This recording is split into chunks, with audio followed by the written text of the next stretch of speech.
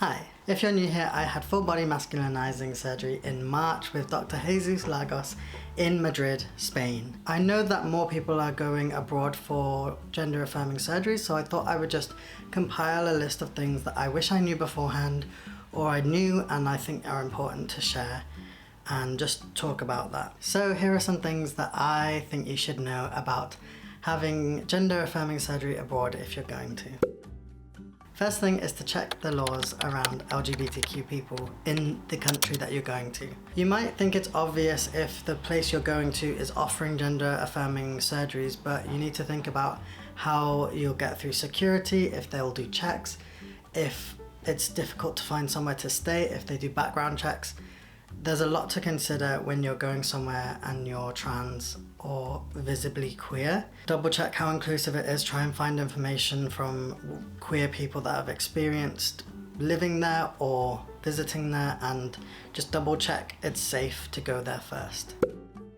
The next thing might seem obvious, but I would keep a list of words that would be important in the language that they speak in that country.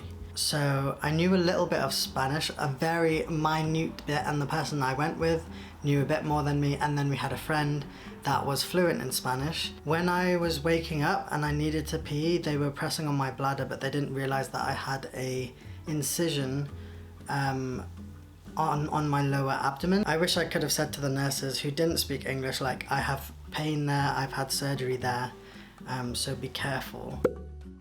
Another thing is just surgery in advance. I wish I told them that I experienced nausea after anesthesia,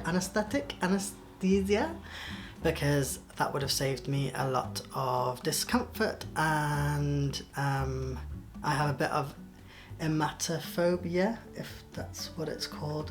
So I kind of just wish I had that written down in advance. Anything that you think is important to let the nurses know, have written out in that language. Assume that nobody's going to speak English because you're going to their country and they are not obliged to know your language. I would also find as many reviews as possible. I know Dr. Jesus has a Facebook group that has not everyone, but like lots of people who go and see him for surgery will talk about their experiences. I've had friends that have been to him, so I felt quite safe and comfortable with the knowledge that I had around him already.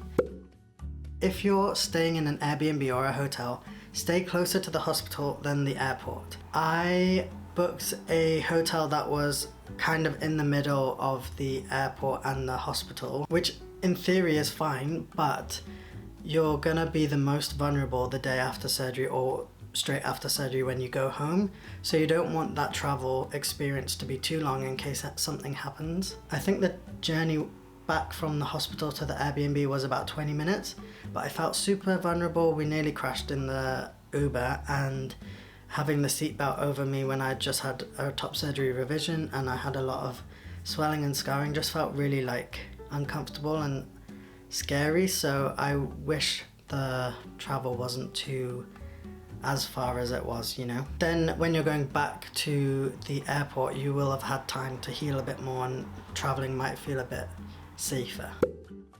When it comes to traveling in an airport or getting a train or something, book accessibility in advance. I hadn't even thought about this, but my mum came with us and she was like, you definitely should get accessibility support to go home. You might just be thinking like, all I have to do is get to the airport then get on the plane, but some airports are huge and sometimes it's really difficult to like get through to the gate and there's a lot of people and you have to stand for a long time. You might not be as strong or have as much stamina as you think you do, so try and get in contact with the airline or the airport and ask for a wheelchair or accessibility.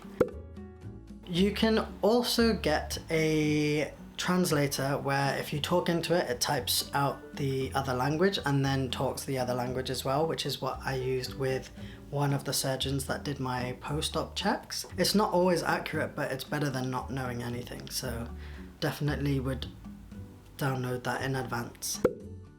Get medical insurance for traveling. I tend to think nothing will happen to me and it'll be fine, and thankfully nothing did, but if it did and I had to stay in hospital because of an infection or something went wrong in surgery, I would have had to pay that out of pocket. So make sure you get medical insurance. It wasn't that expensive. It was like £20 maybe for the trip, and I didn't have to use it, but it would have been so worth it.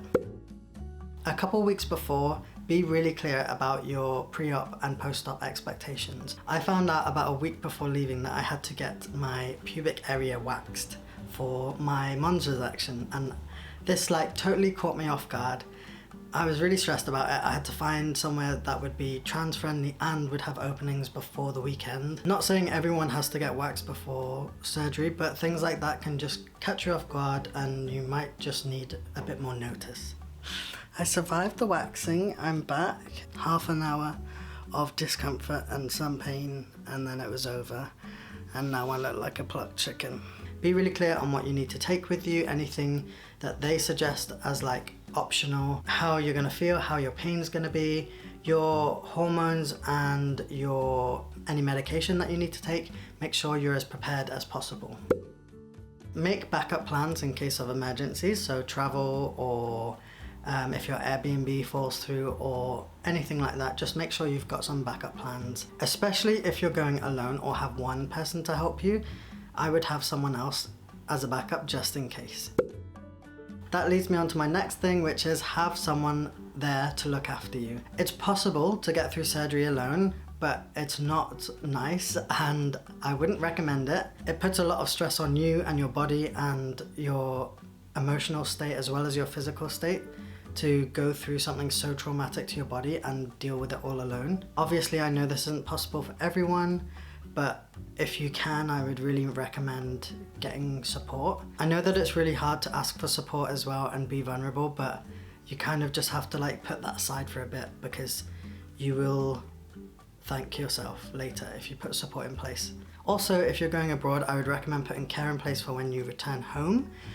I was kind of thinking like the recovery would be 2 weeks and then I'd have that support there, then I'd come home and I'd be fine.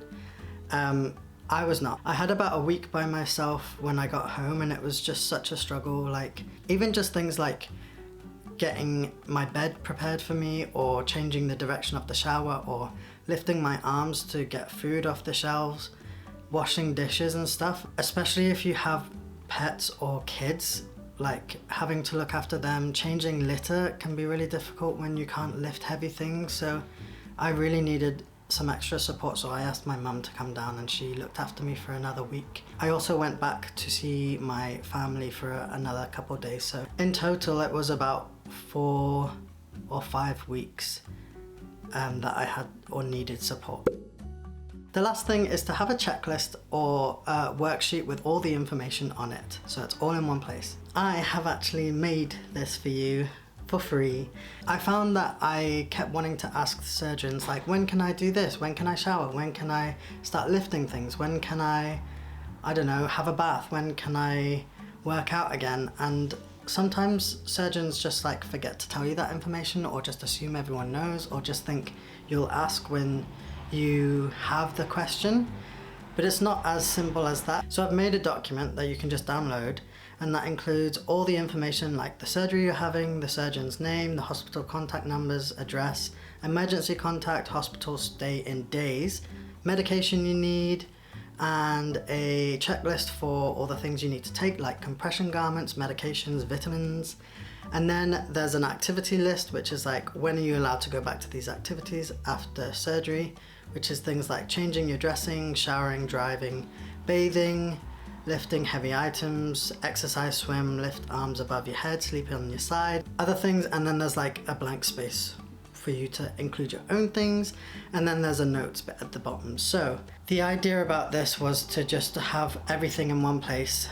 It's a lot to remember. Your brain's not going to be working like usual, so just having that worksheet so you can take that to your pre-op appointment or on the day of your surgery and just be like, please fill this out. You can fill it out yourself, get your friends to fill it out for you, but everything is just in one place. I'll leave the link to that in the description if you want to download it. It's totally free, no strings attached. I just thought this would be helpful. Those are my tips for having surgery abroad. I hope that was really helpful. If you did find it helpful, please consider becoming a Patreon. This channel is demonetized, as I've said before, so Patreon is how I pay myself for the time it takes to make these videos. It's a subscription service where you can pay from like £1 a month to, I think the highest thing is £18 a month.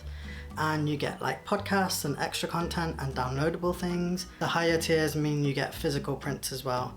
And it's just a fun time. If you just sign up for 1 month and pay your first month, you get all the content that I've released in the last like 4 or 5 years maybe, so you can stay as long as you want. If you want to catch up with me outside of YouTube, I'm mostly active on Instagram. I'm an illustrator and an artist, and I post most of my stuff over on the IG. All my links will be in the description and you can find me there. Okay, thank you so much for watching. I hope you're doing well. I hope you have a great day and a great week and a great month and a great everything, and I will speak to you soon.